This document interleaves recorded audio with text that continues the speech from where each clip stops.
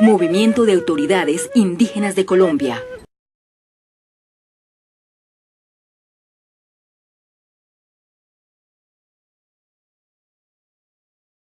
Que una bancada se quede sin hablar porque los otros quieren hablar de más. Señor representante Germán Carlos Sama, 6 horas sentado en su bancada como lo han estado todos. Muchas gracias. Muchas gracias, señor presidente. Y quiero saludarlos de manera muy especial. Y me parece, como aquí lo han manifestado, trascendental el debate.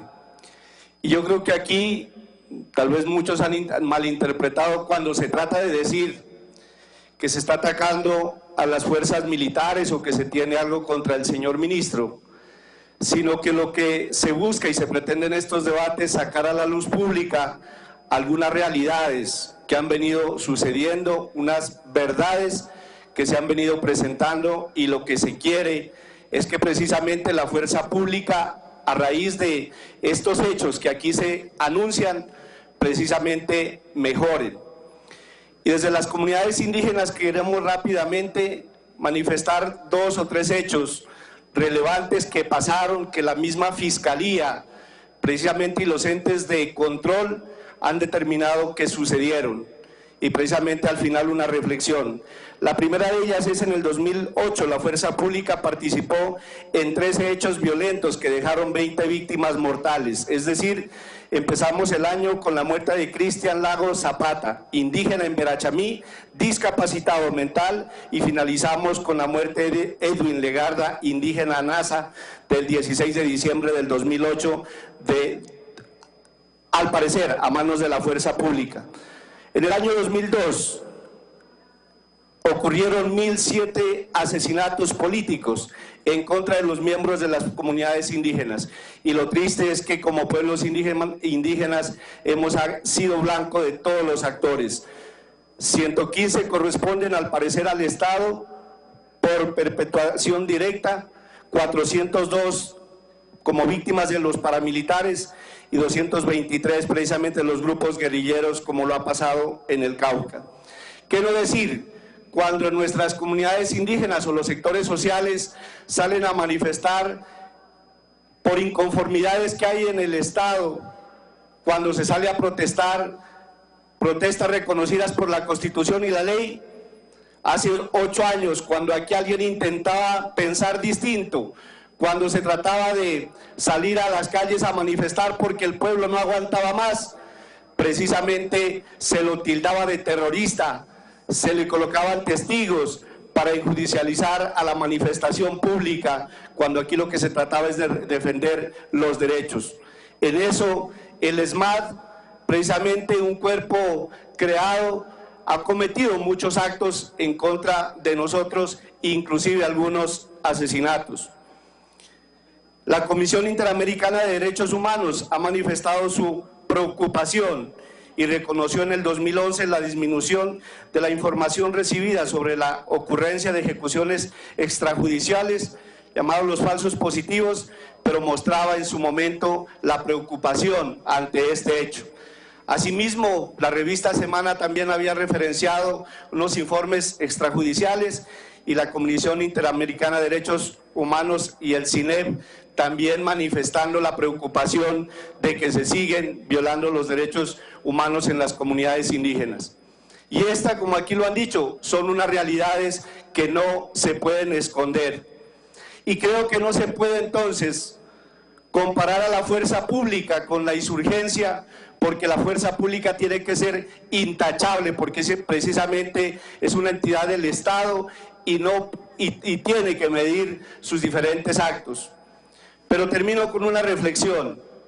Yo creo que aquí en Colombia estos hechos, estos acontecimientos precisamente han llevado a que nos generemos entre nosotros el odio y que no haya la posibilidad de la reconciliación.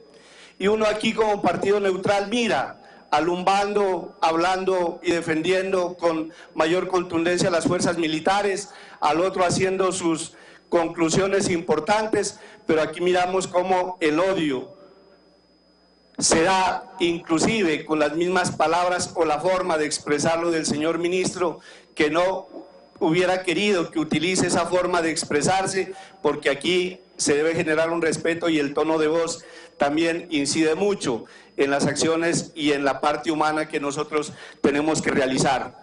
Y creo que con el respeto que el señor ministro me merece, porque lo he mirado una persona en algunas cosas coherentes, pero cuando se habla del dolor de patria, no solamente tiene que hablarse en número de las personas de las fuerzas militares. Muchos de esos 19.334 heridos, de los 8.074 mutilados, de los 5.104 asesinados, precisamente son militares que, como aquí lo han dicho, son o provienen de las familias campesinas. Aquí ninguno de esas víctimas es hijo de los empresarios de Ardila Lula o de algún general, sino que desafortunadamente las comunidades campesinas, indígenas y pobres del un bando o del otro estamos poniendo los muertos a este país, defendiendo un sistema neoliberal y un capitalismo que a veces a nosotros no nos sirve. Y terminaría, ojalá, señor ministro, a esos policías, soldados que día a día ya combaten, que por lo menos se les garantice unas condiciones salariales un poco mejor, que aquellos que han salido mutilados, muchos soldados, muchos policías que han sido afectados en este conflicto, precisamente se los considera héroes hasta cierto punto, porque hoy hay muchos de ellos abandonados a su suerte sin siquiera tener la seguridad social que deberían de tenerlo. Y qué triste a veces es cuando la institución solamente se dedica a mejorar a los generales, a los suboficiales y del resto para abajo casi nada o mínimo en sus derechos. Yo me recuerdo cuando a mí me mataron un hermano que era policía, las FARC, en mi pueblo, en Nariño.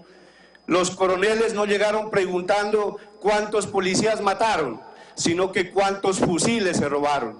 Esa es la degradación del conflicto y que ojalá nosotros podamos avanzar en un poco más, humanizar esta guerra y que creo que tiene que conllevarnos algunas acciones importantes. Así es que termino haciendo esa reflexión y un último punto, señor ministro de Justicia, nosotros como pueblos indígenas hemos estado diciéndole tanto a los actores armados, FARC, cualquier grupo subversivo, que no nos metan en este conflicto. Y ese hecho se lo pedimos también a usted, señor ministro, con mucho respeto. Si bien están en algunas partes del país respetando la ley 48 de 1993, que prohíbe desde Simón Bolívar en un decreto que los indígenas no paguen servicio militar por sus usos y costumbres. A veces, en algunos escenarios nos respetan, pero en otras veces nos siguen reclutando y es penoso cuando está... Para terminar, representante, le agradezco. Cuando están incorporados nuestros indígenas a las filas que no los deberían llevar ni siquiera en las recogidas que le llamamos. Es penoso ver a los gobernadores indígenas atrás de los capitanes, de los coroneles, rogándoles, implorándoles que no los lleven cuando tienen que respetar una ley. Admiro a la policía, admiro al ejército, pero también creo que, insisto, en estos abusos que a veces se denuncian con fundamento no se deben realizar, porque la fuerza pública tiene que dar ejemplo y felicitar a las personas que han traído este debate tan importante esta noche. Muchas gracias, señor presidente. Gracias.